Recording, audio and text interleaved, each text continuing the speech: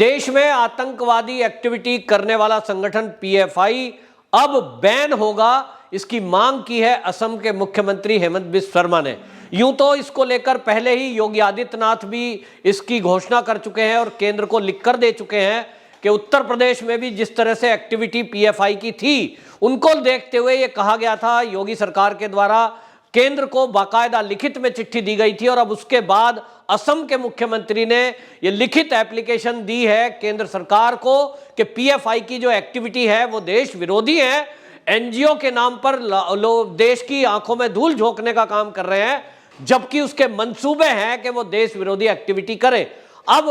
ये माना जा रहा है कि जब भाजपा शासित 2 राज्यों के मुख्यमंत्रियों ने इस तरह का पत्र लिखा है, इसके अलावा बाकी राज्यों से भी इस तरह का आग्रह किया जाएगा। निश्चित रूप से केंद्र सरकार इसमें कड़ा रुख अपनाएगी, क्योंकि दिल्ली दंगे में भी हमने देखा था कि पीएफआई एंगल निकल करके सामने आया था।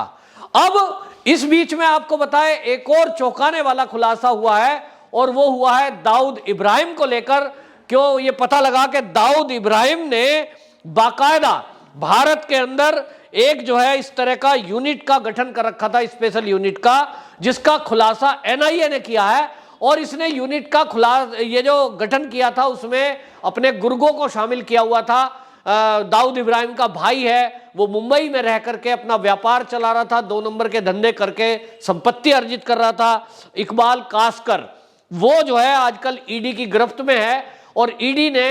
हिसाब किताब नहीं दे पाया, जो संपत्ति है वो कहां से अर्जित की, इसका कोई हिसाब उनके पास नहीं है।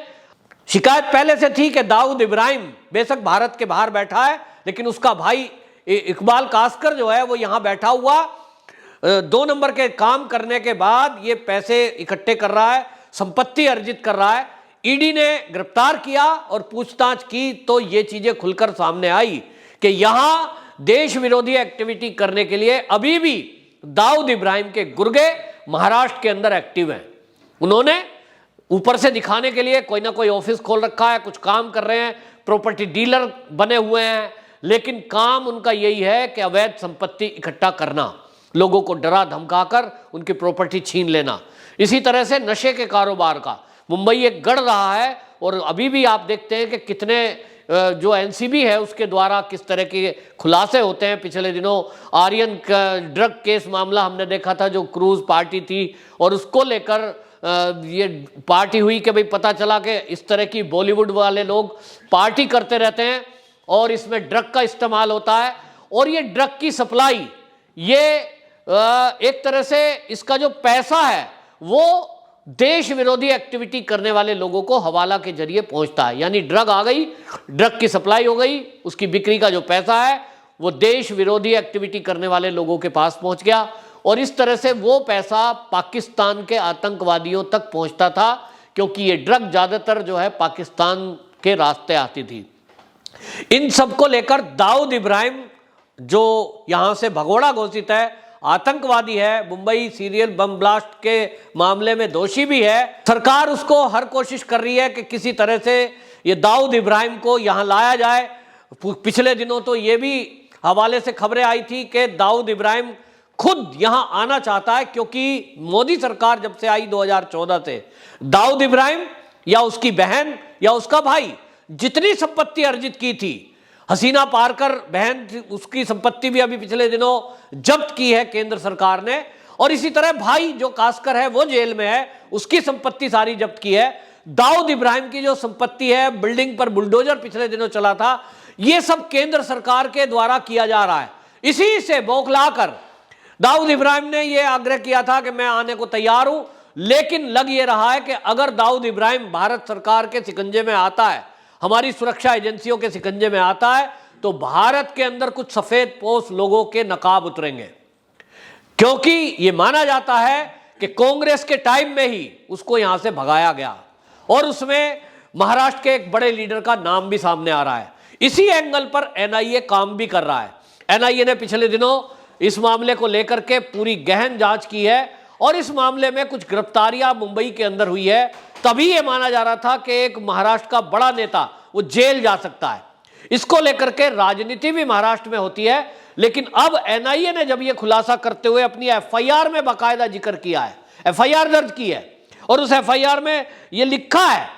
कि ये जो दाऊद इब्राहिम है इसने एक स्पेशल यूनिट बना रखी थी और यूनिट का काम दे रखा था कि भारत में दंगे कराना और विस्फोट करना, और कुछ लिस्ट दी गई थी नेताओं की,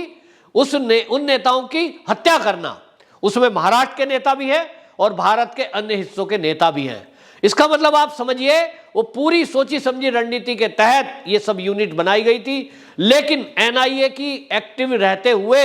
ये सब भांडाफोड़ हो गया और जो गुर्गे थे दाऊद इब्राहिम के, जो महाराष्ट्र में इस मंसूबे को लेकर काम कर रहे थे, वो सब अब जेल की सलाखों के पीछे हैं। इसी से जुड़ता हुआ तार अभी आपने जो सुना होगा, दिल्ली के अंदर जो आईईडी मिला है वो दूसरी बार दो जगह मिला है और ये बताया जा रहा है कि ये उसी का हिस्सा है कि यहां पहले खेप पहुंचाई गई है आरडीएक्स की और उससे बम बनाकर उसको इस्तेमाल करना, विस्फोट करना। क्योंकि चुनाव जो चल रहे हैं इस समय 5 राज्य के, रैलियां होती है और रैली में बड़े बड़े लीडर, बीजेपी के लीडर, वो रैलियों को संबोधित करते हैं। भीड़ भड़क्के में इस तरह का विस्फोट करना आसान होता है, यानी इस चुनाव के दौरान विस्फोट करके बीजेपी के लीडरों को मारने की, हत्या करने की साजिश ये रची गई थी भारत के बाहर। और इसमें एनआईए को जब ये जांच का पता चला तो एनआईए एक्टिव हुई और हमने देखा कि एनआईए के एक्टिव होने के कारण से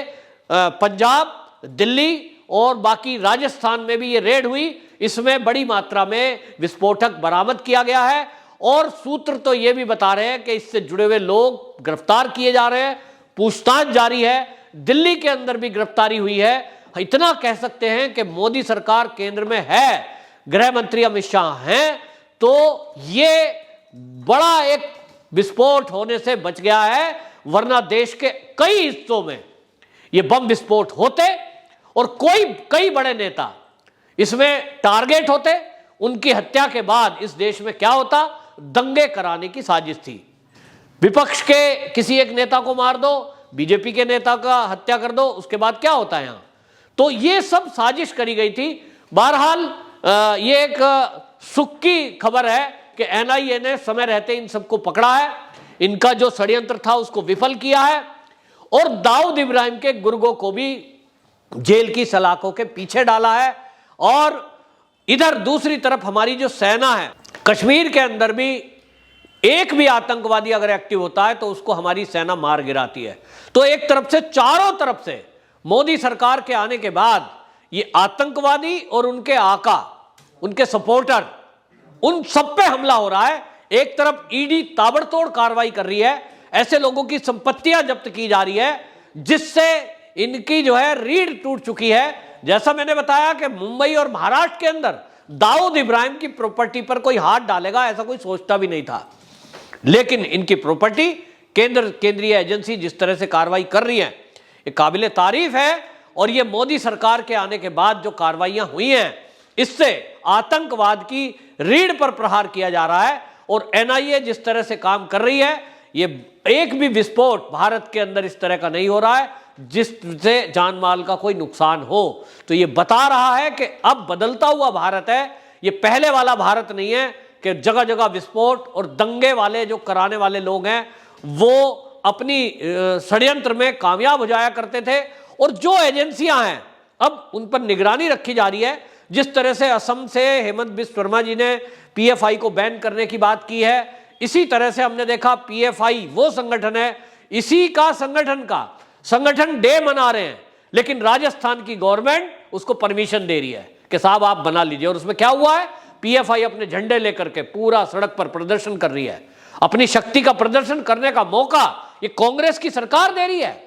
केरल के अंदर भी इसी तरह से हम देखते हैं कि पीएफआई अपने मार्च निकालती है, बाकायदा अपनी एक सेना बना रखी है। तो कुछ देश में राजनीतिक दल ऐसे हैं जो इनको बढ़ावा देना चाहते हैं। सवाल यह है कि पीएफआई को इस तरह की खुली छुट्टी क्यों, और अगर वो एक्टिविटी के विरोध में है तो उसके विरोध में है तो आप देखिए देश विरोधी एक्टिविटी करने के कारण जब बैन की बात होती है तो एक वकीलों की बड़ी फौज सुप्रीम कोर्ट तक पहुंच जाती है, उनकी मान्यता रद्द ना हो, वो गिरफ्तार ना हो इसलिए। और कहीं ना कहीं कानून की पेचीदगियां भी है, लेकिन इतना जरूर है कि योगी आदित्यनाथ या हेमंत बिस्व शर्मा जैसे मुख्यमंत्री रहेंगे तो निश्चित रूप से ये कोई अपनी एक्टिविटी नहीं कर पाएंगे। और इसीलिए ये कहा जाता है कि भारतीय जनता पार्टी का शासन आना राज्यों में भी बहुत जरूरी है, क्योंकि केंद्र जिस तरह से कार्रवाई कर रहा है, राज्य सरकार मिलकर के इनके ऊपर डबल प्रहार करेगा, तभी इस देश से इस तरह के मंसूबे पालने वाले लोगों का खात्मा किया जा सकेगा। वंदे मातरम।